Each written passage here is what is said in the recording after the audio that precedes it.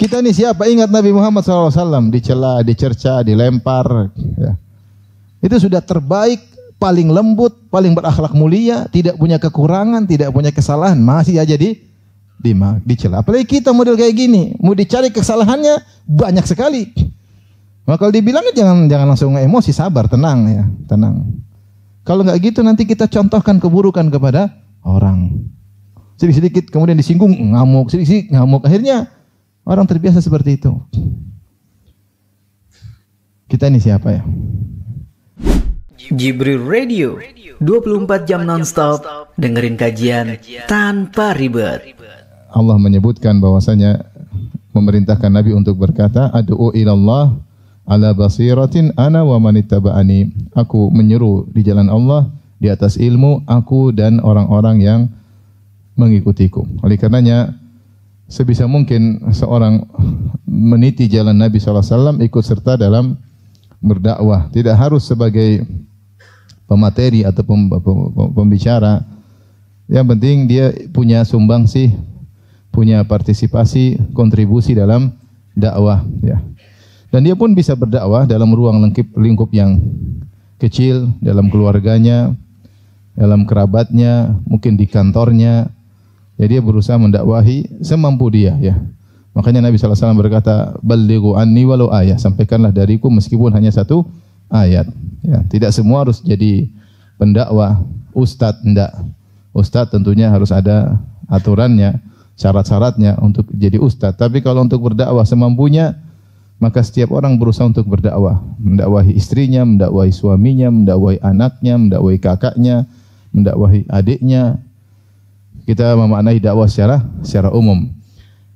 Kenapa? Karena dakwah adalah amal soleh. Kalau saya boleh katakan amal soleh yang terbaik. Oleh karenanya Allah pilihkan kepada orang-orang yang termulia.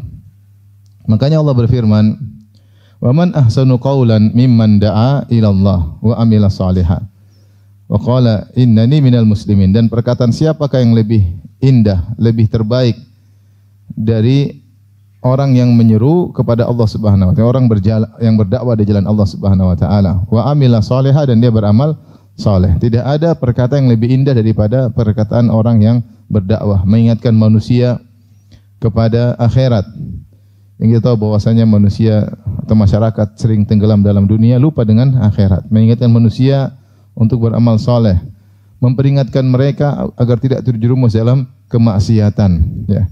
Mengingatkan masyarakat bahwasanya ada kehidupan selanjutnya yang abadi, kehidupan dunia hanyalah sementara. Mengingatkan mereka kepada pencipta mereka, kepada Allah Subhanahu wa taala. Maka tidak ada perkataan yang lebih indah dari dakwah ilallah. Ya. Oleh karenanya ketika umat Muhammad sallallahu alaihi wasallam menjalankan dakwah, jadilah mereka umat yang terbaik. Kata Allah Subhanahu wa taala, "Kuntum khaira ummatin ukhrijat linnas ta'muruna bil ma'ruf wa tanhauna 'anil munkar wa tu'minuna billah." Kalian adalah umat terbaik yang dikeluarkan bagi manusia. Apa sifat umat terbaik tersebut? Ta'muruna bil ma'ruf wa tanhauna 'anil munkar, yaitu menyeru kepada kebaikan dan mencegah kepada kemungkaran. Itu dakwah. Itu maksudnya konten atau substansi daripada dakwah, al-amru bil ma'ruf wan nahyu 'anil munkar. Jadilah umat Muhammad menjadi umat yang terbaik karena menjalankan dakwah di jalan Allah Subhanahu wa taala, ya. Terlebih lagi Nabi sallallahu alaihi wasallam mengatakan, "Man dalla ala khairin falahu mithlu ajri fa'ilihi." Siapa yang menunjukkan kepada suatu kebaikan, kebaikan apapun, kecil atau besar, terkait dengan akhlak, terkait dengan akidah, terkait dengan apapun kebaikan, ya, falahu mithlu ajri fa'ilihi, maka bagi dia pahala seperti orang yang mengikutinya. Ini menunjukkan orang yang berdakwah pahalanya sangat banyak, ya. Bayangkan dia berdakwah kemudian taruhlah dia berdakwah kemudian 10 orang dapat hidayah gara-gara dakwahnya. 10 orang ini kemudian berdakwah lagi, maka dia akan mendapatkan ibadah pahala yang berlipat ganda dengan sistem multi level marketing, MLM, ya. Ya. Dia hanya menyampaikan, orang lain yang mengerjakan, dia ikut dapat apa? Pahala. Dan ini salah satu metode tercepat untuk mendapatkan pahala terbanyak adalah dengan berdakwah. Akan tetapi dakwah, ibadah yang mulia ini tentunya akan menjadi lebih indah dan lebih berpengaruh ketika dibangun di atas hikmah. Sebaliknya jika dakwah tersebut ternyata tidak dibangun di atas hikmah, maka bisa jadi malah menimbulkan kerusakan. Oleh karenanya memang benar semua orang boleh berdakwah, tetapi ruang lingkup terbatas. Seorang suami dia boleh berdakwah tapi untuk keluarganya. Kalau tampil di masjid tentunya tidak boleh. Harus orang yang memiliki kafaah, ya, kemampuan, ilmu yang cukup sehingga dia boleh tampil di masjid berdakwah di depan umum. Akan tapi kalau dia hanya sebagai kepala rumah tangga atau di kantornya, dia tetap berdakwah dengan cara dia untuk orang-orang yang di bawahnya atau di sekitarnya, ya. Kalau dia melebihi ranah dia, ini yang jadi berbahaya, melebihi ranahnya, maka terkadang kerusakan yang timbul lebih banyak daripada perbaikan yang diharapkan. Dari sini dakwah butuh hikmah, dan Rasulullah SAW dialah yang berdakwah dengan penuh hikmah. Bahkan hikmah adalah sifat yang selalu ada pada Nabi SAW dan tidak pernah terlepas dari Nabi SAW. Karena Rasulullah SAW ceritakan ketika beliau Isra Mi'raj, maka datang malaikat Jibril kemudian membelah dada beliau, itu sekitar 3 tahun sebelum hijrah, ya, sekitar tahun 10 Hijriyah atau 11 Hijriyah, datang malaikat Jibril kemudian membelah dada Nabi SAW, kemudian mengeluarkan jantung Nabi SAW, ja'a bi tastin min dhahabin mumtali'in hikmatan wa imanan. Maka malaikat Jibril mendatangkan sebuah bejana terbuat dari emas yang berisi dengan hikmah, penuh dengan hikmah dan iman. Fa afraghahu ala sadri. Kemudian malaikat Jibril tuangkan ke dada Nabi SAW. Jadi dada Nabi SAW penuh dengan keimanan, penuh dengan hikmah. Kemudian ditutup lagi dada Nabi SAW. Makanya Nabi semenjak itu tidak pernah terlepas dari sifat hikmah. Sifat hikmah adalah sifat dzatiyah, sifat yang selalu melekat pada Nabi SAW dalam berdakwah. Oleh karenanya jika seorang ingin tahu bagaimana sifat hikmah yang benar dan tepat, ikutlah atau bacalah sirah Nabi SAW. Kita akan melihat bagaimana sifat hikmah yang begitu luar biasa dari Nabi dalam menghadapi berbagai macam permasalahan dan problematika kehidupan. Hikmah dalam menghadapi istri-istrinya butuh hikmah luar biasa, ya. Istri Nabi ada berapa? Ada 11, ya. 11 bukan? Ketika Nabi meninggal istrinya berapa? 9. Ketika Nabi meninggal Rasulullah SAW, istri yang masih hidup bersama Nabi ada berapa? 9, ya. Menghadapi istri butuh hikmah atau tidak? Butuh hikmah atau tidak? Satu aja butuh hikmah, apalagi 9. Artinya luar biasa bagaimana bisa mengorganisir mereka. Bagaimana bisa mengatur mereka, luar biasa. Kita lihat kalau kita baca, luar biasa hikmah Nabi, sangat luar biasa. Kemudian audiens yang dihadapi oleh berbagai macam orang. Dari suku Quraisy, ada dari suku yang mungkin derajatnya lebih di bawah, ada dari Arab Badui, ada yang baru masuk Islam, ada yang sudah lama masuk Islam, dengan berbagai macam sikap manusia yang di hadapan Nabi SAW, tapi Nabi bisa menghadapi mereka dengan baik, ya, dengan baik. Makanya di antara penjelasan para ulama, kenapa Nabi SAW bahkan setiap Nabi pasti ra'il ghanam, pasti adalah ra'il ghanam, pasti pernah menjadi penggembala apa? Kambing. Di antara penjelasan mereka, karena Allah melatih mereka untuk memiliki kepekaan para nabi tersebut. Karena kambing itu modelnya macam-macam. Ada yang sombong, ada yang suka nanduk temannya, ada yang suka nyenggol betinanya temannya. Macam-macam kambing itu. Ada yang lepas, ada yang sakit, ada yang patah kakinya, ada yang matanya buta, butuh perhatian. Sehingga Nabi terbiasa menghadapi berbagai macam model, ya, di depan dia, dan ini di antara latihan sehingga terbiasa peka menghadapi berbagai macam kondisi. Itu di antara hikmah yang disebut oleh para ulama kenapa setiap nabi pasti pernah menggembalakan kambing. Bahkan nabi yang tidak diduga akan menggembala kambing ternyata jadi penggembala kambing. Contohnya siapa? Nabi Musa alaihissalam. Nabi Musa alaihissalam sejak kecil hidup di istana Fir'aun. Jadi anak angkat Fir'aun. Tidak mungkin anak raja jadi penggembala apa? kambing. Nggak mungkin, secara logika nggak mungkin. Tapi Allah takdirkan akhirnya dia harus kabur dari Mesir, kemudian melamar seorang wanita, maharnya jadi penggembala kambing selama 8 tahun. Bahkan disebut oleh para tafsir dia memilih 10 tahun. Bahkan sebagian tafsir mengatakan bahkan dia memilih 20 tahun karena baik sama mertuanya. Artinya Allah mentakdirkan dia untuk menggembala kambing sebelum kemudian dia balik ke Mesir, kemudian berdakwah, kemudian bawa ribuan Bani Israel. Jadi intinya Nabi SAW dadanya penuh dengan hikmah sehingga beliau dalam menghadapi berbagai macam kejadian, berbagai macam model manusia, menghadapi Arab Badui, menghadapi penguasa, dia punya cara sendiri. Bagaimana cara menulis surat kepada penguasa, berbicara dengan pemuda, bagaimana berbicara dengan anak kecil, ya, dengan remaja, semua ada contohnya, semua ada contohnya. Dan selalu nampak sikap hikmah Nabi SAW dalam menghadapi berbagai macam sifat model-model audiens. Oleh karenanya siapa yang diberi sifat hikmah? Hikmah secara sederhana yaitu melakukan sesuatu pada tempatnya, meletakkan sesuatu pada tempatnya. Sebagian ulama menafsirkan dengan ilmu, mengerti ilmu, kemudian penerapannya. Ibnu Qayyim mengisyaratkan namanya hikmah itu berkata atau berbicara sesuai dengan tempatnya, yaitu pada tempat yang pas. Itu namanya hikmah. Kalau bahasa kita bijak, pandai menempatkan dirinya, pandai melakukan sikap yang tepat. Itu namanya apa? Hikmah. Itu namanya hikmah. Makanya tidak semua orang cerdas bisa hikmah. Tidak semua orang kaya bisa hikmah. Ya, karena ini ada kelebihan tersendiri. Bagaimana dia bisa menempatkan diri, bagaimana dia melakukan sikap yang pas menghadapi permasalahan ini. Dia harus melihat situasi dan kondisi.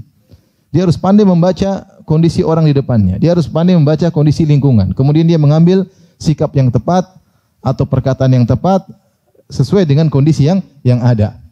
Ini tidak mudah, ya. Ini butuh istilahnya instrumen yang banyak, bukan cuma kecerdasan, pengalaman, kemudian perasaan, kepekaan, kemudian digabung, diramu, maka muncullah sikap atau perkataan yang sesuai dengan situasi dan kondisi. Itulah namanya apa? Hikmah. Ini secara sederhana. Itu namanya hikmah. Oleh karenanya siapa yang diberi hikmah maka dia telah mendapatkan kebaikan yang sangat banyak. Kata Allah Subhanahu wa taala, "Yu'til hikmata may yasha." Allah memberikan hikmah kepada siapa yang Allah kehendaki. Wa may yu'tal hikmata faqad utiya khairan katsira. Siapa yang diberi hikmah maka telah diberikan kebaikan yang banyak, kebaikan yang banyak. Dan kita dapati sebagian orang kita bilang ini orang hakim, orang bijak. Orang bijak. Orang ini Masya Allah berumur dan dia bijak bagaimana menghadapi kondisi. Ada sebagian orang kita sifati dia dengan apa? Hakim, bijak. Ya. Di antara orang disifati dengan bijak Luqman al-Hakim. Sampai khilaf dia nabi atau bukan. Tapi intinya dia hakim. Oleh karena dikumpulkanlah perkataan-perkataan beliau oleh para ulama, ya. Isinya nasihat-nasihat tentang kehidupan, ya. Semuanya perkataan-perkataan bijak.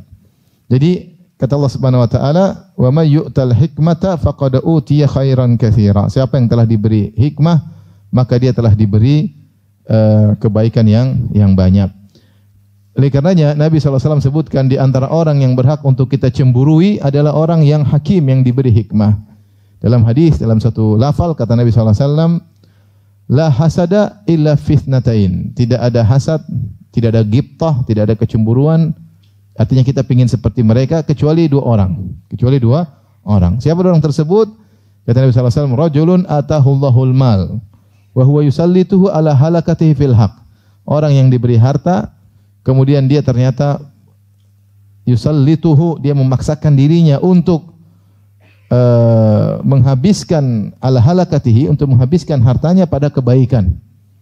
Ketika dikatakan wa huwa yusallituhu, itu dia ada usaha, mungkin hatinya kepingin dunia tapi dia paksa untuk hartanya dihabiskan untuk kebaikan, untuk dakwah, untuk kebaikan, untuk membantu fakir miskin, membantu anak yatim, membantu para janda, membantu ibnu sabil, membantu para penuntut ilmu, bikin masjid, bikin pondok, buat jalan, kasih makan orang. Masya Allah. Orang seperti yang perlu kita cemburui, ya. Bukan yang punya duit banyak kemudian beli barang-barang branded. tasnya mewah, mobilnya mewah, bukan itu yang. Tapi yang kita takjub, yang disuruh kita cemburu, yang dia punya uang tapi dia gunakan untuk apa? Kebaikan. Ada orang seperti itu, ada, luar biasa ya. Allah bukakan, lapangkan hati mereka, mudah sekali untuk apa? Mengeluarkan uang di jalan Allah Subhanahu wa taala. Mudah sekali. Mudah sekali. Sampai kalau enggak sedekah, bingung, kecanduan sedekah ya. Kecanduan sedekah. Sebagian orang kecanduan pelit. Dia kecanduan apa? Sedekah. Ini yang pertama. Yang kedua, kata Nabi sallallahu alaihi wasallam, rajulun atahullahul hikmah. Orang yang Allah berikan kepadanya hikmah. Wa huwa yaqdi biha wa yuallimuha. Maka dia berhukum atau memutuskan perkara dengan hikmah tersebut dan dia mengajarkan hikmah tersebut. Ini orang memiliki ilmu, dia bijak, dia mengajarkan ilmu, dia bersikap memutuskan perkara dengan hikmah. Ini juga adalah orang yang berhak untuk kita cemburui. Maka ini menunjukkan bahwasanya sikap hikmah adalah sikap yang sangat-sangat mulia. Taib, Allah Subhanahu wa taala menyebutkan tentang sikap hikmah dalam firman-Nya. Kata Allah Subhanahu wa taala, ud'u ila sabili rabbika bil hikmati wal mau'izatil hasanati wajadilhum billati hiya ahsan. Ya. Kata Allah Subhanahu wa taala, berdakwahlah di jalan Rabbmu bil hikmah, pertama dengan hikmah. Kemudian wal mau'izatil hasanah, kemudian berilah wejangan yang baik. Kemudian wajadilhum billati hiya ahsan, dan debatlah dengan cara yang terbaik. Ini sebagian ulama atau banyak ulama membawakan ayat ini sebagai urutan dalam dakwah ya. Urutan dalam dakwah ya. Meskipun sebagian mengatakan tidak urutan, tapi ya kondisi, lihat situasi kondisi, terkadang dengan hikmah, terkadang dengan mau'izah, terkadang dengan jidal, diskusi atau debat. Tapi sebagian ulama mengatakan urutan. Yang pertama kita dalam dakwah itu adalah bil hikmah.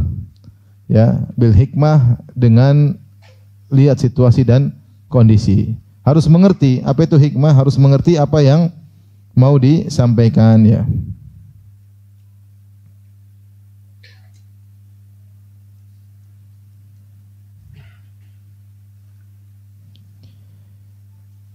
Kata As-Sa'di, Ibn Sa'di rahimahullahu ta'ala dalam tafsirnya, beliau berkata, ud'u ila sabili rabbika bil hikmah.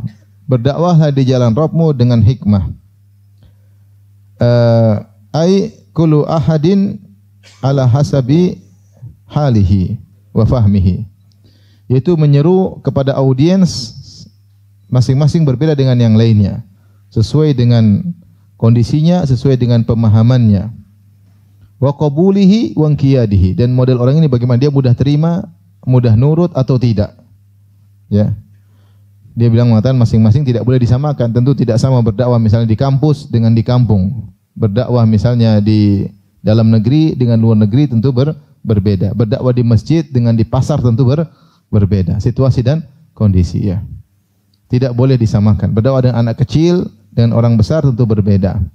Ya. Berdakwah dengan orang terpelajar dengan yang mungkin belum belajar tentu berbeda. Oleh karena sebagian orang untuk mempermudah ini mereka takhusus, mereka mengkhususkan diri mereka, seperti ada kawan-kawan yang dakwah untuk anak-anak kecil. Ada kawan-kawan yang khusus dakwah untuk remaja. Sehingga dia fokus bagaimana bisa mendakwahi para remaja. Sebagian fokus bagaimana bisa mendakwahi anak kecil. Sebagian fokus bagaimana bisa mendakwahi misalnya di kampus. Beda-beda. Ada yang bisa semuanya ada, tapi jarang ya. Tapi sebagian orang ya. Subhanallah, saya sebagian kawan dakwahi anak kecil. Anak kecil semangat kalau dia ngisi. Saya bilang kalau saya disuruh ngisi, mungkin saya pusing mau bicara apa. Saya tidak terbiasa. Saya tidak terbiasa. Ya. Saya pernah diundang Ustaz, mau saya isi pengajian Ustaz. Saya lupa, kalau tidak salah dia bilang ratusan janda Ustaz. Wah, gimana nyampe? Maksudnya ini butuh hikmah, gimana caranya? Enggak gampang ya. Malah kalau mungkin ke kampus saya sudah biasa, mungkin para dokter sudah biasa. Kalau hal baru terkadang kita harus belajar juga ya. Jadi tidak semua orang model dakwahnya sama ya. Depan kita ada penentang, tukang ngeyel ada. Dia tidak mau berdebat kecuali pakai logika. Kita bilang ayat percuma. Maka orang ini dakwanya dengan logika doang. Kita ajak logika. Ada yang enggak perlu. Enggak perlu logika, ngomong ayat langsung terima. Langsung terima ya. Karenanya kata Ibn Sa'di, hikmah itu tidak menyamakan semua orang. Setiap orang punya cara sendiri-sendiri. Makanya saya katakan tadi, hikmah itu mauhibah, anugerah dari Allah. Bukan cuma kita punya ilmu saja, tetapi kepekaan orang ini bagaimana kira-kira, kalau saya gini prediksinya bagaimana, ini butuh ilham atau mauhibah, anugerah dari Allah Subhanahu wa taala. Wa minal hikmah, kata Ibn Sa'di rahimahullah taala, di antara hikmah ad-da'watu bil ilmi la bil jahli. Jangan berdakwah dengan kejahilan. Syarat hikmah adalah dengan ilmu. Kemudian di antara bentuk hikmah wal bada'a bil ahammi fal aham. Dimulai dari yang paling penting kemudian yang berikutnya. Yang lihat penting tauhid paling utama, ya kita utamakan tauhid. Masyarakat masih banyak terjerumus dalam kesyirikan misalnya, masih tergantung kepada keduniaan, kurang bergantung kepada Allah, maka kita bahas tentang tauhid ya. Boleh kita bahas yang lainnya tapi jangan lepaskan tauhid. Kita bisa masukkan tauhid lewat sirah nabawiyah, bisa lewat fikih, bisa lewat dengan akhlak, bisa lewat adab, tapi kita fokus kepada tauhid. Karena itu yang paling utama. Fabil aqrab ilal adhani wal faham. Kemudian juga ketika menyampaikan yang paling mudah dipahami terlebih dahulu, ya. Terlebih dahulu yang mudah dipahami, baru kemudian naik pelan-pelan sampai perkara-perkara yang rumit, ya. Makanya dikatakan walakin kunu rabbaniyin, jadilah kalian rabbaniin. Apa itu al-alim ar-rabbani? Alim yang rabbani yaitu yang mengajarkan manusia sigharil ilmi qabla kibarihi, mengajarkan ilmu-ilmu yang ringan sebelum ilmu-ilmu yang berat. Jadi menyampaikannya juga harus pelan-pelan, tidak langsung perkara-perkara yang rumit, tidak langsung perkara-perkara yang berat. Ini semua termasuk di antara hikmah. Wa bima yakunu qabuluhu atam. Kemudian mulai dari perkara yang disepakati, yang mudah diterima, Jangan dulu masuk pada perkara yang mungkin mereka selisih, pelan-pelan. Pelan-pelan yang mereka terima sehingga mereka percaya sama kita, baru kita masuk pada perkara yang mungkin mulai mengusik kenyamanan mereka, ya. Mulai mengusik kenyamanan mereka. Ya. Jangan langsung kita bahas perkara yang mereka tidak setujui, bisa jadi mereka tidak percaya sama kita. Tapi ketika mereka percaya dulu sama kita nyampaikan perkara yang rumit atau menyinggung apa yang mereka lakukan, mudah-mudahan mereka bisa berubah. Wa birrifqi wal lin. Kemudian dengan lemah lembut. Hukum asal dalam berdakwah adalah dengan lemah lembut. Fa in qada bil hikmah, kemudian kata Ibn Sa'di rahimahullah taala, kalau ternyata orang ini nurut dengan metode hikmah, maka itu yang kita harapkan. Wa illa falyantaqil ma'ahu ila da'wati bil mau'izatil hasanah. Kalau ternyata dia sulit menerima, mulailah kita naikkan level berikutnya, al mau'izatul hasanah. Apa itu al mau'izatul hasanah? Wa huwal amru wan nahyu al maqrun bit targhib wa tarhib. Yaitu amar memerintahkan dan melarang disertai dengan targhib wa tarhib. Targhib itu memotivasi, tarhib itu memperingatkan. Mulai agak tegas maksudnya. Begini, kalau kamu melakukan ini dosa besar. Mulai gitu. Kalau mungkin sebelumnya enggak perlu. Ini kayaknya kurang pas. Kita orang muslim enggak usah begitulah. Nanti kita buang-buang waktu. Ini hikmah. Ternyata dia terima. Tapi kalau masih ngeyel, ini dosa besar. Mulai kita bilang apa? Dosa besar. Datang dalam hadis bahwasanya gini. Kalau kau meninggalkannya pahalanya begini. Mulai agak tegas. Itu al-mau'izatul hasanah. Al-mau'izah maksudnya jangan yang disertai dengan targhib dan tarhib. Targhib itu motivasi, dengan kita sebutkan siapa yang melakukan ini pahalanya sekian. Tarhib maksudnya kita memperingatkan. Siapa yang melakukan ini mah dosanya begini, ancamannya begini. Ini level yang agak tinggi. Kalau orang dengan hikmah tanpa begitu sudah terima, alhamdulillah. Tapi kalau tidak terima, kita perlu naikkan lagi. Kalau ternyata kita jalani al-mau'izatul hasanah terus tidak mau menerima, bahkan dia menentang, maka kita lanjut pada yang berikutnya, wajadilhum billati hiya ahsan, maka berjidalah dengan cara yang terbaik. Ini urutan disebutkan oleh para ahli tafsir. Hikmah, mau'izah hasanah, jidal. Dan ini butuh proses. Dakwah butuh proses. Nabi aja bersabar dakwahi kaum musyrikin di Mekah sampai 13 tahun. Sabar. Ya. Jangan orang berharap sekali sampaikan kemudian apa? Nerima. Itu namanya orang keburu-buru ya. Sabar, sampaikan pelan. Hikmah ini butuh waktu yang panjang. Tidak terima, pindah ke mau'izah hasanah. Udah lama tidak terima, boleh diskusi, debat. Tidak jadi masalah. Jangan pertama langsung debat. Siapa tahu belum debat dia sudah terima ya. Jangan langsung kita mulai dengan perdebatan sebelum yang hikmah dan al-mau'izah al-hasanah. Baik.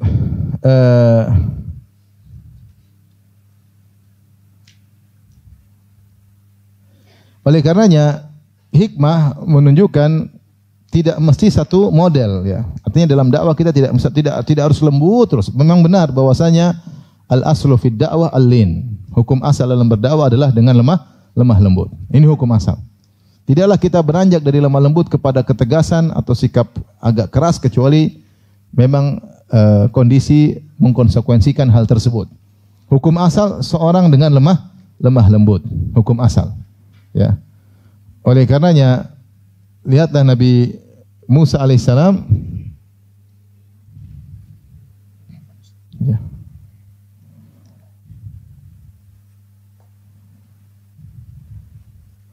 Musa alaihissalam ketika dia berdakwah, hukum asalnya Allah suruh dia berlemah lembut.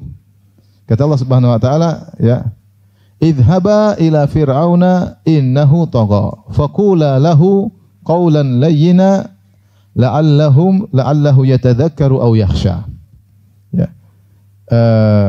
Kata Allah, "Pergilah engkau wahai Musa dan Harun berdua kepada Fir'aun, sungguhnya dia telah melampaui batas, zalim, sombong, angkuh, melampaui batas. Faqula lahu, ucapkanlah kalian berdua kepadanya qaulan layyinan, perkataan yang layyin, perkataan yang lembut. Perkataan yang lembut. La'allahu yatadzakkaru aw yakhsha, siapa tahu dia sadar, siapa tahu dia takut kepada Allah Subhanahu wa taala." Ya. Makanya ketika Nabi Musa ketemu dengan Firaun, dia ucapkan kata-kata yang lembut ya. Hallaka ila an tazakka wa ahdiyaka ila rabbika fatakhsha. Dalam surat An-Nazi'at ya, Allah contohkan bagaimana Nabi Musa berkata kepada Fir'aun, hallaka ila an tazakka, tawaran, bukan perintah. Fir'aun beriman, tidak, tapi hallaka, maukah engkau ila an tazakka, maukah engkau mensucikan dirimu? Bayangkan, lembut sekali. Jadi Fir'aun, sombong banget kamu ya. Manusia buruk ngaku Tuhan. Tahu enggak kamu ingusan dulu waktu kecil? Enggak gitu. Sekarang aja beol bilang Tuhan. Enggak, tapi dia dengan kata lembut, hallaka, maukah, bukan perintah, tawaran. Hallaka ila an tazakka, maukah engkau menuju pensucian jiwamu? Wa ahdiyaka ila rabbika fatakhsha, aku akan membantu mengarahkan kepada Rabbmu. Lembut sekali Musa. Demikian juga Allah sebutkan perdebatan Nabi Musa dengan Fir'aun, kalau tidak salah banyak dalam surat Toha, kalau tidak salah surat Syu'ara juga. Bagaimana Musa meladeni Fir'aun dengan tenang, dengan penuh kelembutan. Ini hukum asal dalam berdakwah adalah dengan lemah lembut ya. Berjalan bertahun-tahun, Fir'aun ngeyel. Fir'aun apa? Ngeyel. Ya. Maka Musa merubah sikapnya. Di antaranya Allah sebut dalam surat Al-Isra, qala laqad alimta ma anzala haula'i illa rabbus samawati wal ardi basair wa inni la'adhunnuka ya Fir'aun mathbura. Ya, agak kasar Musa. Sungguh Fir'aun, kau sungguh tahu tidak ada yang menurunkan ya ini semua mukjizat yang saya tampakkan kepadamu ya. Tongkat jadi ular keluar ini, kemudian kejadian-kejadian yang menimpa di Mesir seperti belalang lah, ada katak lah, macam-macam, air jadi darah. Ma anzala haula ila rabbus samawati wal ardi basair. Sungguhnya kau tahu tidak ada yang menurunkan ini semua kecuali pencipta langit dan bumi. Tapi kau ngayal ya Fir'aun, wa inni la'adhunnuka ya Fir'aun mathbura. Saya lihat kau akan putus wahai apa? Fir'aun. Mau lagi kasar. Kapan? Setelah bertahun-tahun. Setelah bertahun-tahun. Tapi hukum asal lemah lembut. Makanya ketika ada disebutkan oleh Ibnu Jauzi dan juga dalam buku tarikh yang lain, Ketika ada seorang datang kepada seorang ulama, datang kepada amir atau kepada khalifah atau amir, punya pembesar atau pejabat. Dia mengatakan, "Wahai fulan, aku akan menasihatimu. Wa musyaddidun alaik, dan aku akan tegas. Bersabarlah atas nasihatku ini." Ini orang alim ini bilang sama gubernur atau raja. Saya akan menasihatimu dan saya akan kencing menasihatiku. Sabarlah mendengar nasihatku. Rupanya orang gubernur ini dia cerdas. Dia mengatakan, tunggu dulu. Engkau tidak lebih alim daripada Musa, dan aku tidak lebih buruk daripada Fir'aun. Engkau tidak lebih alim dari Musa, dan aku tidak lebih buruk dari Fir'aun. Musa saja disuruh ucapkan kata-kata yang baik sama apa? Fir'aun. Ente bukan Musa, saya bukan Fir'aun, mau keras-keras sama saya. Artinya saya nggak mau dengar kalau begitu. Jadi artinya hukum asal seorang lemah lembut. Ketika datang bisikan-bisikan dalam hati, bosnya kita harus keras, itu dari syaitan. Terkadang datang bisikan, kalau kamu keras akan cepat selesai, itu dari syaitan. Semua itu butuh proses. Meluruskan anak butuh proses.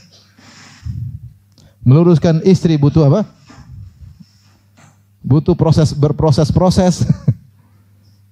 Panjang ceritanya, tidak semudah yang dibayangkan. Ya. Jadi ketika setan datang suruh kita segera, ini kadang-kadang kita akhirnya terburu-buru, tergesa-gesa, akhirnya patah. Tidak yang seperti kita harapkan. Butuh sabar pelan-pelan proses agar ketika jadi benar-benar jadi yang matang. Ya. Tapi saya katakan tadi bahwasanya ini menunjukkan meskipun hukum asal dakwah adalah lemah lembut, namun tidak selalu lembut. Terkadang al-mau'izatul hasanah, terkadang agak tegas, terkadang jidal. Bukan berarti kalau ada yang keras berarti salah, enggak. Dia mungkin keras pada tempatnya. Kalau dia keras melulu, ini salah. Kalau dia lembut melulu juga salah. Terkadang dia lembut, terkadang dia keras. Nabi Musa sudah mencontohkan dia lembut dalam waktu yang lama. Terkadang dia tegas ketika berdialog dengan siapa? Fir'aun. Ya. Adapun hukum asal lembut banyak sekali ya. Seperti firman Allah Subhanahu Wa Taala kepada Nabi Muhammad SAW, "Fabima rahmatim minallahi lintalahum." Fabima, yaitu dengan sebab rahmat Allah, ya, lintalahum, kau jadi lembut kepada mereka. Walau kunta faddan ghalidhal qalbi lam faddu min haulik. Kalau kau kasar dan berkata-kata kasar, keras, lam faddu min haulik, maka para sahabat akan kabur darimu. Darimu. Para sahabat adalah orang-orang yang memiliki jiwa yang terbaik. Sebagian berkata Ibnu Mas'ud, "Innallaha nadhara ila ahlil ard." Allah melihat kepada penghuni bumi. Fawajada quluba ashabin Nabi sallallahu alaihi wasallam abarral qulub. Allah melihat bahwasanya hati manusia yang terbaik adalah hatinya para sahabat. Itu Abu Bakar, Utsman dan lainnya. Tetapi untuk bisa mengambil hati mereka, Nabi pun harus lemah lembut. Bahkan Allah sebutkan ini di antara nikmat Allah kepada Nabi. Kata Allah Subhanahu wa taala, "Fabima rahmatin minallah." Sebenarnya ayat itu fabi rahmatin minallah. Tapi Allah tambah dengan ma. Ma ini la mahalalaha minal i'rab. Tidak ada i'rabnya secara i'rab, tetapi dia secara fungsi litaukid. Litaukid untuk penekanan. Artinya kalau kita artikan secara bahasa Indonesia, dan sungguh-sungguh benar-benar karena kasih sayang Allah kepadamu, Allah jadikan engkau lemah lembut wahai Rasulullah sallallahu alaihi wasallam. Seandainya walau kunta faddan ghalidhal qalbi, seandainya kau kasar dalam sikap, kasar dalam berkata-kata, lam faddu min haulik. Mereka akan kabur dari Abu Bakar, Umar, Utsman, Ali, dan sahabat-sahabat yang memiliki yang terbaik akan kabur. Maka butuh ketika kita berdakwah butuh banyak kelembutan. Jangan sedikit emosi, dikit-dikit tersinggung, ya. Sedikit tersinggung curhat di medsos, sedikit enggak mau dikorek sedikit, janganlah. Biasa. Kita ini siapa? Nabi aja dikata-katain dengan kata-kata yang buruk. Kita ini siapa? Manusia penuh dengan kesalahan. Ya udahlah. Kita salah. Kalau kita emosi segera kita istighfar. Ya. Oleh karenanya hukum asal adalah lemah lembut, namun tentunya tidak selalu demikian. Terkadang al-mau'izatul hasanah, terkadang dengan syiddah, dengan keras, terkadang perlu dengan jidal, diskusi. Jadi tidak ada aturan khusus dalam hikmah, karena aturan itu bisa berubah sesuai dengan situasi dan kondisi. Sesuai dengan kondisi audiens bisa berubah, sesuai dengan situasi kita bisa berubah. Maka itulah namanya hikmah, yaitu pandai menempatkan perkataan pada tempatnya, perbuatan pada tempatnya. Makanya dikatakan likulli maqamin maqal. Setiap kondisi ada perkataan khusus. Ya. Tidak selalu perkataan yang tepat disampaikan pada tempat yang tepat. Tidak selalu demikian. Taib. Di antara hikmah selain tadi yang disebutkan adalah seorang dai berusaha untuk mengamalkan apa yang dia lakukan.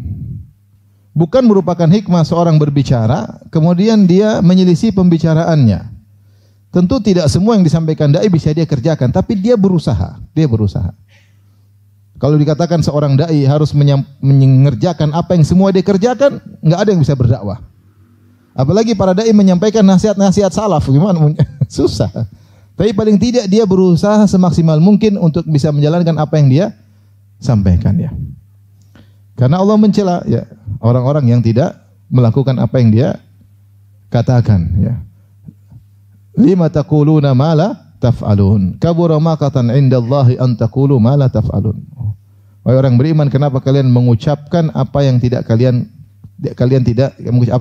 kerjakan? Sungguh besar kemurkaan Allah kalian mengucapkan apa yang kalian tidak kerjakan. Nasihati orang begini-begini ternyata tidak. Nah, ini hikmah hilang ketika ada audiens melihat ustadznya mengajak dia melakukan sesuatu ternyata melanggar, dia sudah tidak simpatik sama sekali. Maka seorang berusaha semaksimal mungkin meskipun dia tidak mampu, tapi dia berusaha semaksimal mungkin apa yang dia ucapkan dia kerjakan. Karena itu pengaruhnya luar biasa dalam keberhasilan dakwah. Saya pernah dengar cerita dulu ada seorang ulama, saya lupa namanya, tapi dia menyampaikan dakwah. Setiap dia sampaikan orang kerjakan. Datang seorang budak kepada orang alim ini. Dia mengatakan, wahai sang alim, tolong ceramah dong tentang keutamaan memerdekakan budak. Saya ingin dimerdekakan sama Tuhan saya. Karena setiap kau ceramah orang ngerjain, orang ngerjakan. Kata orang alim ini, insya Allah. Ya. Ini budak nunggu setiap pengajian, kok nggak ceramah-ceramah, sampai waktu yang lama. Orang alim tidak. Sampai suatu saat setelah sekian waktu yang lama, orang alim itu kemudian ceramah tentang keutamaan memerdekakan budak. Akhirnya dia dimerdekakan. Dalam hati akhirnya. Ini datang kepada orang alim tersebut. Kenapa kau baru ceramah sekarang? Penantian lama, jadi budak melulu. Kata alim tersebut, saya ngumpulin duit dulu.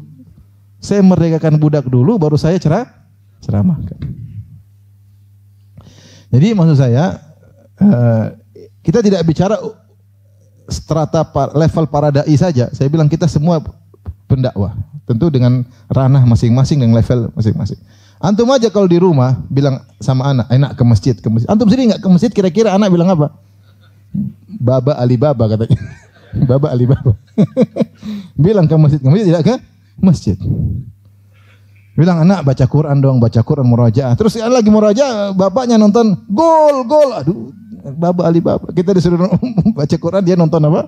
Bola. Jam 2 malam bangun kirain salat malam, ternyata nonton apa? Bola. Jadi anak-anak lima taquluna ma la taf'alun. Enggak nyambung. Susah. Itu hikmah hilang. Nah, harus jujur. Ini kita sendiri bohong. Jujur.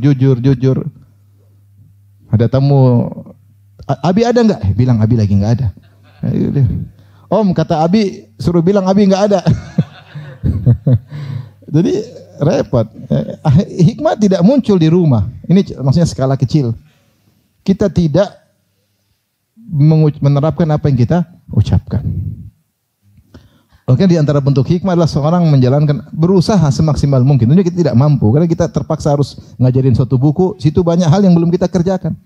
Tapi Allah Maha tahu, kita tugasnya sedang mengajarkan buku ini ya, kita berusaha dengan niat ketika kita dakwah yang kita nasihati pertama diri kita sendiri. Ini nasihat saya kepada para dai.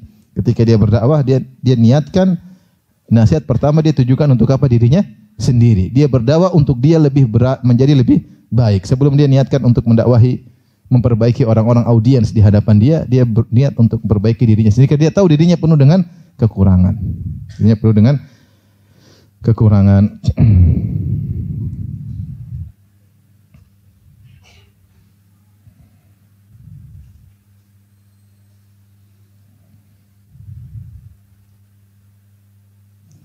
Taib, di antara hikmah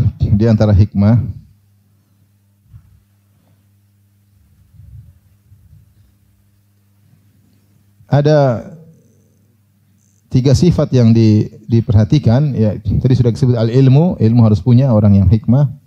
Yang kedua al-anat, tidak tergesa-gesa.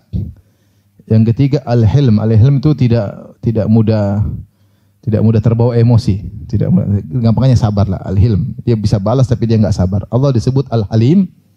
Al-halim maksudnya Allah bisa balas tapi Allah tidak balas. Tunggu, siapa tahu dia berubah. Itu namanya al-halim. Makanya Allah mensifati Nabi Ibrahim dengan halim. Ibrahim juga alaihissalam sifati dengan halim. Makanya dia sabar. Ibrahim alaihissalam sabar. Dimusuhi satu kampung, satu negeri, dia tidak berdoa ya Allah binasakan mereka, enggak, dia sabar. Orang tuanya usir, dia sabar. Ya. Halim. Mau dibakar satu negeri, sabar. Kalau misalnya sebagian kita dibakar terus selama, kan, ya Allah mampuskan mereka ya Allah. Mereka sudah tidak bisa dihampuskan, percuma mereka hidup ya Allah. Mungkin kita begitu kalau kita ya. Ini Ibrahim alaihissalam sabar, pergi ini muhajirin ila Rabbi. Saya pergi, selesai. Biarin aja. Sampai sifat hilmnya ketika Sarah cemburu kepada Hajar, ingin memotong Hajar 3 bagian, Ibrahim sabar. Tidak marah-marah sama Sarah. Sarah, kamu kan udah lama ngaji. Ngertilah ini sunnah poligami. Itu kalau kita cari dalil. Ibrahim sabar. Dia tidak ngamuk-ngamuk sama siapa? Sarah, sabar. Ya, dia jalani dengan tenang, dengan tentram. Subhanallah. Meskipun dia harus berpisah dengan Hajar karena perintah Allah Subhanahu wa taala. Kemudian di antaranya disebutkan dalam tafsir Halim, Ibrahim kalau ada yang maki-maki, dia tidak balas. Dia bilang Allah yahdik, semoga Allah beri hidayah kepadamu. Dia tidak balas dengan makian. Dia bilang semoga Allah beri hidayah kepadamu. Halim.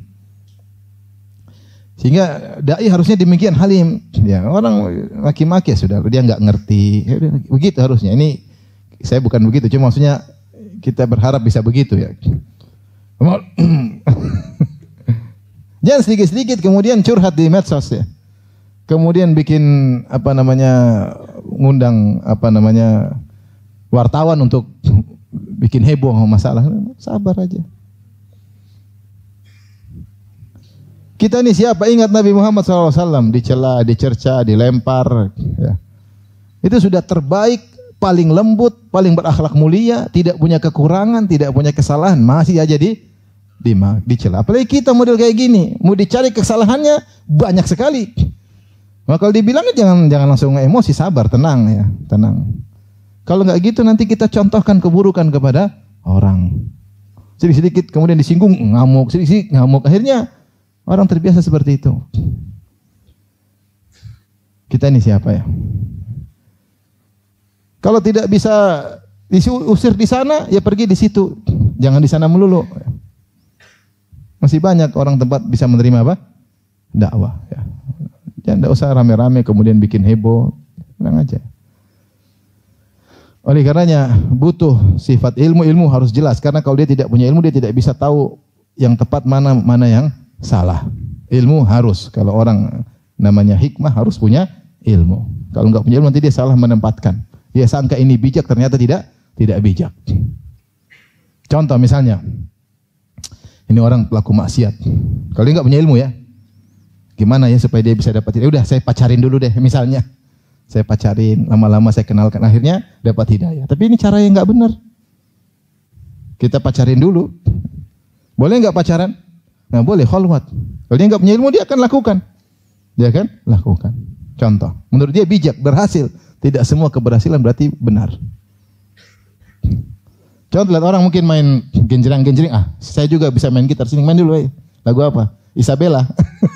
Nyanyi-nyanyi dulu supaya dapat. Ini enggak benar. Benar mungkin dia dapat hidayah setelah itu. Tapi cara kita salah. Menurut kita hikmah itu enggak hikmah. Itu menyelisih syariat. Jadi mau tidak mau namanya hikmah itu harus punya ilmu. Punya ilmu. Contoh hikmah. Ada seorang ustadz senior kita ditanya. Saya diceritain juga, seorang pemilik hotel. Dia baru semangat ngaji, dia panggil ustadz itu, kemudian ngisi pengajian. Di hotel itu ada kolam renang campur laki-laki perempuan. Maka dia tanya, Ustadz, bagaimana kolam renang campur laki-laki perempuan? Tentu haram kan? Nggak boleh. Ada yang bilang boleh? Haram. Ya, kalau laki perempuan suami istri boleh, tapi ini kan umum. Ustadz itu saya dengar dia tidak jawab. Hikmah dia. Kata dia, nantilah, sebentar lagi nanti ada kajian sekian baru saya jawab ya. Akhirnya ngaji lagi. Belum sampai kajian sekian, dia tidak perlu tanya lagi, udah ngerti. Dia rubah hotel tersebut jadi hotel Islami. Jadi terkadang tidak harus kasih jawaban pada saat tersebut. Ini contoh apa? Hikmah. Contoh hikmah. Contoh seorang datang sama kita, kemudian dia pakai jimat, kemudian dia pakai bawa keris misalnya, syirik-syirik. Terus ngomong sama kita sambil merokok. Ustadz, apa hukumnya ini? Kita jangan bahas rokoknya, sabar. Jelasin ini, kalau kita rokok haram, ya Ustadz langsung dia mungkin tinggalin ya. Terkadang kita sabar sambil batuk-batuk. Ini dia sabar jelasin ini sampai dia ngerti. Karena lebih penting daripada rokok yaitu apa? Ini namanya hikmah. Kita masuk rumah, misal rumah orang tua, ternyata dipajang inilah, pajang lukisan lah macam. Pelan-pelan dulu, jangan langsung datang. Wah, bisa stres orang tua kita. Nah, kamu ngaji di mana, Mak? Repot, stres. Dia nggak paham. Ya, makanya saya butuh ilmu untuk menunda kapan menyampaikan, kapan kita punya target. Maka mau tidak mau harus punya ilmu. Di antara syarat hikmah punya ilmu. Di antara syarat hikmah al-hilm, sabar. Di antara syarat hikmah disebut oleh para ulama al-anat, yaitu tidak tergesa-gesa. Jangan tergesa-gesa dalam dakwah, dalam mengajar, dalam memberi nasihat, ya. Kita sampaikan, kita tunda lagi. Lihat proses dia mulai berkurang, sampaikan lagi. Lagi senang-senang, dia lagi ketawa-ketawa, jangan dulu disampaikan, nanti ada waktunya. Itu semua butuh kesabaran. Nabi SAW saja 13 tahun bersabar di Mekah pun tidak semua kemudian masuk apa? Islam. Sabar. Tapi ini beberapa hal terkait dengan sifat hikmah. Dia sifat al-anat dan hilm. Rasulullah pernah memuji Ashaj Abdul Qais, sahabat namanya Ashaj Abdul Qais. Sebenarnya dalam riwayat ketika dia datang dengan, kalau nggak salah, Amul Wufud, itu tahun di mana orang-orang berkunjung kepada Nabi, maka datang dia dengan kelompoknya, teman-temannya, dengan kendaraan mereka, onta mereka. Maka begitu melihat Nabi, mereka gembira, mereka langsung menuju kepada Nabi. Dia enggak. Dia turun dulu, dia ikat ontanya, kalau nggak salah dia juga ikat, saya lupa ya, tapi kalau nggak salah dia ikat ontanya, ikat onta teman-temannya, kemudian dia ambil baju, dia ganti. Rasulullah merhatikan dia terus.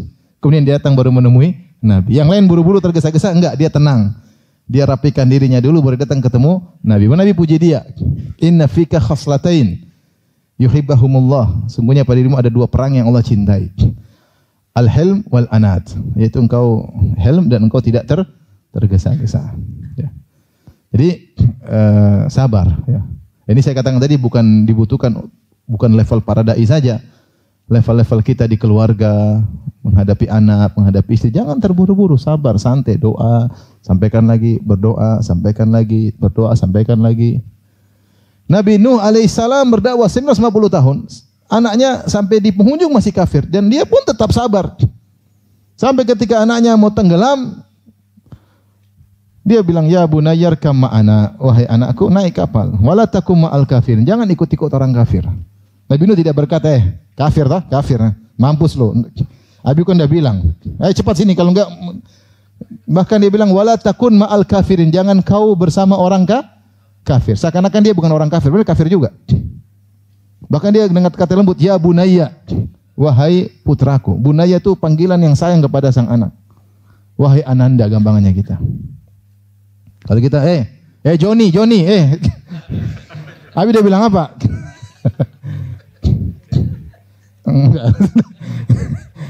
Johnny, kamu ngapain? Kalau kita mungkin langsung sebut namanya. Dasar anak ini, mampus dong. Emang anak Abi cuma kamu aja? Kalau mungkin, tapi subhanallah, Nabi Nuh di ujung Setelah mungkin ratusan tahun dakwahi anaknya, anaknya umur panjang juga, paling tidak puluhan tahun, bukan enggak ratusan tahun. Tetap sabar di penghujung. Anaknya ngeyel, qala sa'awi ila jabalin ya'simuni minal ma'. Hai Nuh, saya akan pergi ke puncak gunung, saya tidak akan kena banjir. Nuh tetap mengatakan, la asimal yauma min amrillah illa man rahim. Enggak bisa, sekarang ini tidak ada yang selamat kecuali yang dirahmati oleh Allah. Ya. Lagi ngobrol-ngobrol, fahala bainahumal mauj, tahu-tahu ada ombak, fakana minal mughraqin, tenggelam. Subhanallah. Jadi sabar, tenang. Berhasil enggak berhasil urusan Allah Subhanahu wa taala. Tapi tetap tenang. Kita berdakwah dengan tenang, dengan sabar. Ya, kalau enggak ada yang ikut, Nabi Nuh aja pengikutnya cuma 950 tahun berdakwah, pengikutnya cuma sekitar berapa? 80. Cuma sekitar 80 orang. Artinya kalau kita bagi rata, satu orang dapat hidayah 11 tahun. Ceramai 11 tahun cuma satu orang dapat apa? Hidayah. Nabi Nuh alaihissalam. Nabi Isa alaihissalam, apalagi yang kurang? Muridnya cuma seberapa? Dikejar-kejar sama Romawi, orang Yahudi ingin bunuh dia. Cuma berapa belasan orang muridnya, Nabi Isa alaihissalam. Kita apa dibandingkan dengan Nabi Isa alaihissalam? Wa ja'alani mubarakan aina ma kuntu. Allah jadikan aku berkah dimanapun aku berada. Mengajar, sabar, hidup miskin. Itu pun mereka cuma belasan orang ketika itu. Kejar-kejar, kemudian berarti dia gagal, tidak berhasil, tidak bisa dakwah penguasa. Itu semampu dia. Dakwah tauhid, akhlak, sabar. Dan Nabi berkata, wan nabiyya ma'arrahtu. Aku melihat seorang nabi pengikutnya cuma sampai 9 orang. 3 sampai 9, 7, 6. Wan nabiyya ma'ahu rajulu war rajulani. Nabi pengikut cuma 2 orang, ada pengikut Nabi cuma 1 orang. Wan nabiyya wa laisa ma'ahu ahad, dan aku melihat di padang mahsyar nanti seorang nabi tidak ada pengikutnya sama sekali. Apakah dia tidak hikmah? Dia hikmah, dia sudah berusaha. Tapi keberhasilan di tangan siapa? Allah. Ya.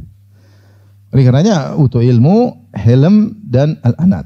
Ya, ini agar kita bisa berdakwah dengan hikmah. Dari sini kita mulai introspeksi diri kita semua, saya dan juga para hadirin.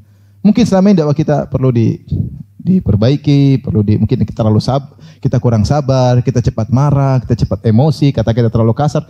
Pelan-pelan ya, pelan-pelan. Mungkin dakwah kita terkadang kurang ikhlas, mungkin kita ketika debat ingin menang, bukan ingin agar hidayah sampai kepada dia, tapi ingin apa? Ingin menang. Nah, ini perlu kita introspeksi. Kalau kita sudah melakukan semaksimal mungkin, serahkan sama Allah Subhanahu wa taala. Ya, saya katakan tadi ini bukan cuma level para ustaz.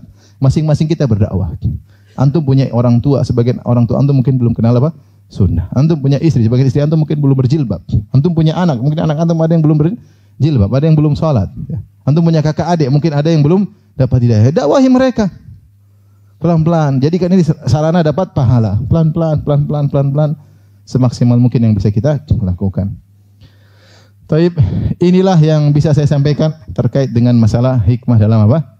Dakwah. Semoga Allah menganugerahkan hikmah kepada kita semua. Adapun contoh hikmah dari dakwah Nabi SAW, maka sangat banyak contohnya. Mau dibacakan atau tidak?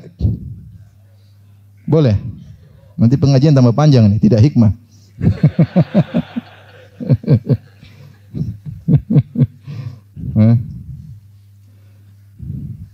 Contoh hikmah.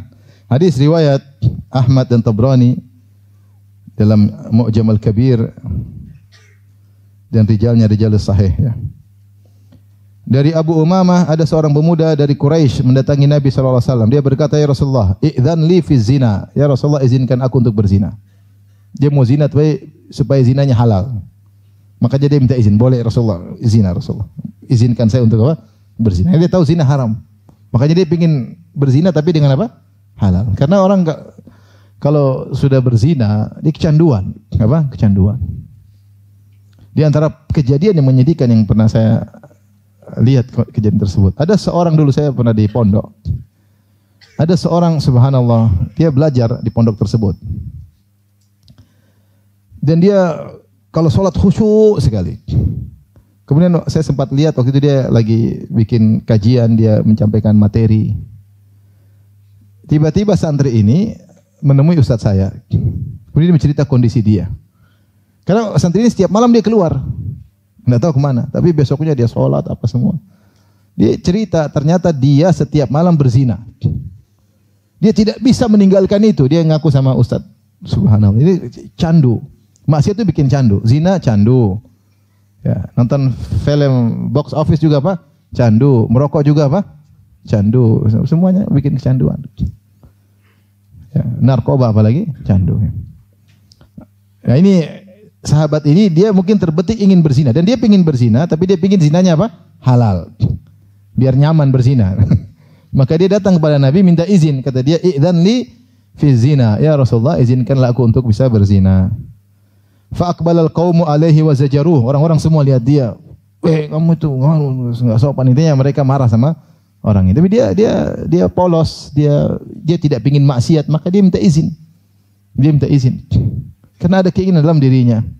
Saya ingat saya punya kawan, dia jago main piano. Dia bilang, "Ustaz, ada enggak dalil, Ustaz? Semua musik, alat musik haram tidak apa-apa, yang penting piano tidak, Ustaz." Dia pingin sekali main. Yang lain enggak ada masalah, gitar, apa, bass, semua drum, piano ada enggak dalilnya? Saya pingin main piano, dia kepingin ya. Enggak ada dalilnya.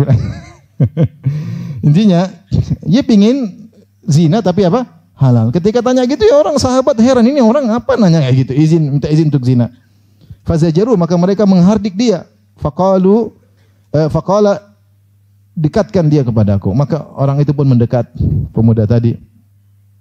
Maka Rasulullah dengan hikmahnya dia tidak marah.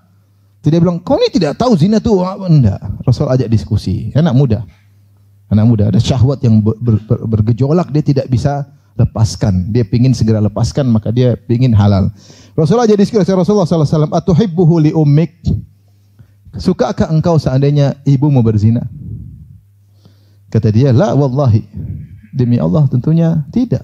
Mana saya suka ibu saya berzina. Kata Nabi, "Walan nas yuhibbunahu li ummahatim." Orang-orang pun tidak suka kalau ibu mereka berzina, bukan cuma kau. Orang-orang juga tidak suka kalau ibu mereka berzina.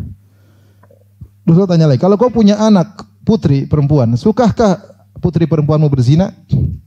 Kata dia, "Tentu tidak, demi Allah ya Rasulullah." Kata Nabi, "Demikian juga orang tidak suka, semua orang tidak suka putri-putri mereka berzina."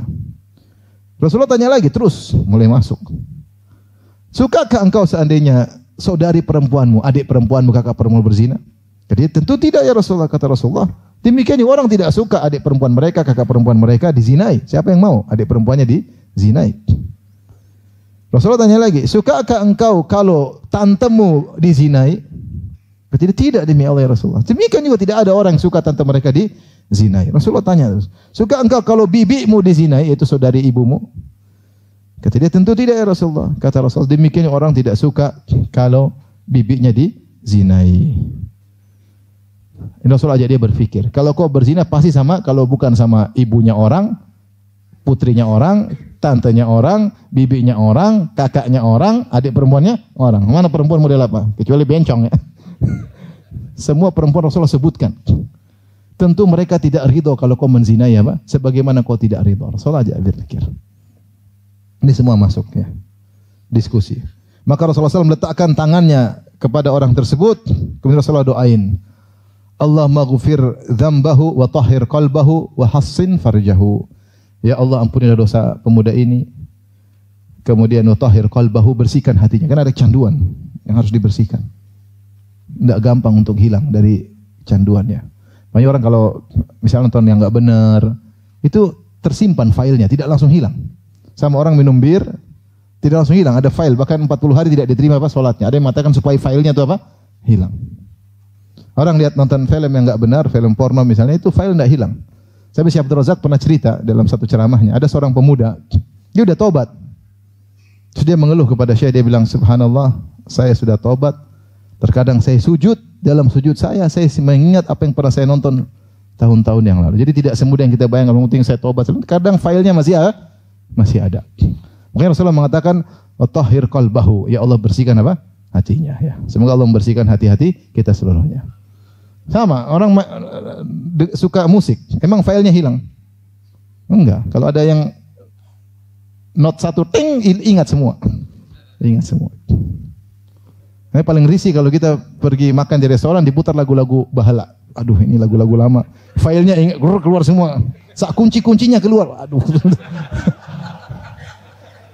Kalau lagu-lagu baru enggak pengaruh. Insya Allah enggak pengaruh. Insya Allah jaga. Tapi kalau lagu lama kadang-kadang ini filenya sudah hilang, balik lagi. Backup. Aduh, keluar lagi. Repot. Repot. Nah, itu makanya kita berdoa agar Allah mensucikan apa hati kita. Saya pernah ngisi pengajian dulu di masjid dekat kompleks UGM. Terus ada orang putar musik, saya berhenti sebentar. Ini lagu yang saya sukai dulu. Waduh, ini konsentrasi buyar lang. Harus konsen. Karena file masih ada ternyata. Makanya tahir quluban. Ya Allah bersihkanlah hati-hati kita. Maka Nabi doain orang ini, tahir qalbahu, bersihkan apa? Hatinya. Kemudian wahassin farjahu, dan jagalah kemaluannya. Kemudian falam yakun ba'da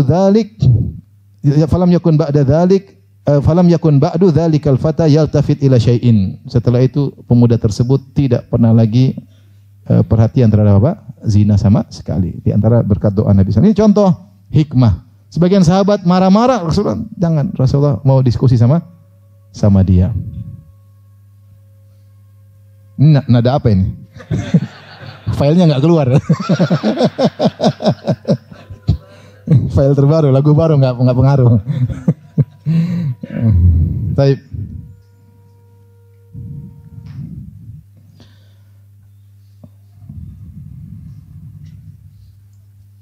Di antara hikmah banyak, contohnya banyak. Saya sebut nggak usah banyak, waktu kita terbatas ya. Contoh lagi.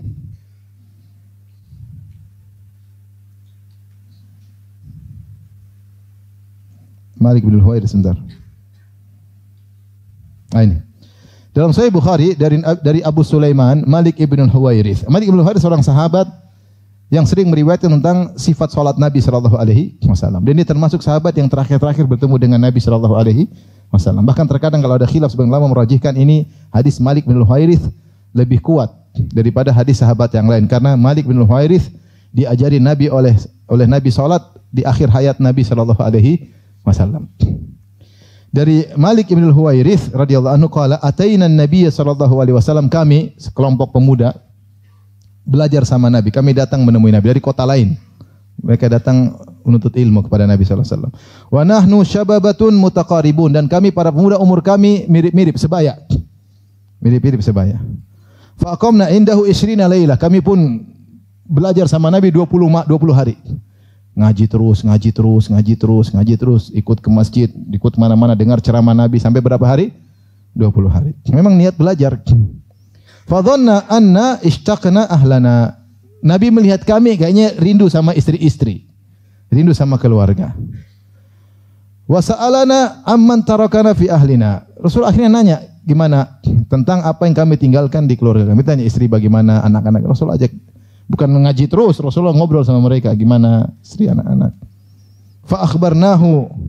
Kami pun kabarkan istri begini, anak-anak. Rasulullah lihat ini pada kangen semua ini. Baru 20 hari apa? Kangen. Wa kana rafiqan rahiman. Rasulullah lembut dan penyayang. Faqala, melihat kami kangen, kata Rasulullah SAW, irji'u ila ahlikum. Pulang semua. Pulang ke istri-istri apa? Kalian. Pulang ke anak-anak kalian. Fa'allimuhum wa muruhum wa sallu kama ra'aitumuni usalli. Ajarkan mereka, perintahkan mereka salat seperti aku salat. Wa idza hadratis salat falyu'adzin lakum ahadukum. Kalau tiba waktu salat di tengah jalan perjalanan kalian, azanlah. Ini di antara dalil bahwasanya azan juga disyariatkan ketika musafir. Kalian dalam perjalanan pulang ada waktu azan. Tsumma liya ummakum akbarukum. Kemudian jadi imam yang paling tua di antara kalian. Artinya Rasulullah SAW juga lupakan istri itu, belajar. Enggak, Rasul suruh pulang malah. Pulang ya. Pulang. Itu terlalu lama 20 hari ninggalin apa? Keluarga. Rasulullah sayang, Rasulullah tanya, udah pulang aja lah. Pulang. Ini ilmu, ini cukup segini dulu apa? Yang penting pulang ketemu apa? Keluarga. Makanya dia mengatakan wa kana rafiqan rahiman. Rasulullah SAW lembut dan sangat penyayang, itu mengerti kondisi kami yang belajar 20 hari ternyata rindu kepada anak istri. Ternyata Rasulullah SAW nyuruh mereka untuk pulang ya, karena Rasulullah sayang kepada mereka, jangan sampai mereka belajar dalam kondisi terganggu karena mikir anak dan istri. Ini contoh bagaimana sikap bijak Nabi sallallahu alaihi wasallam. Tapi tentunya masih banyak. Saya rasa sampai sini saja apa yang saya sampaikan. Tapi demikian saja apa yang saya sampaikan. Subhanakallah bihamdik asyhadu an la ilaha illa anta astaghfiruka wa atubu ilaik. Assalamualaikum warahmatullahi wabarakatuh. Jibril Radio 24 jam nonstop dengerin kajian tanpa ribet.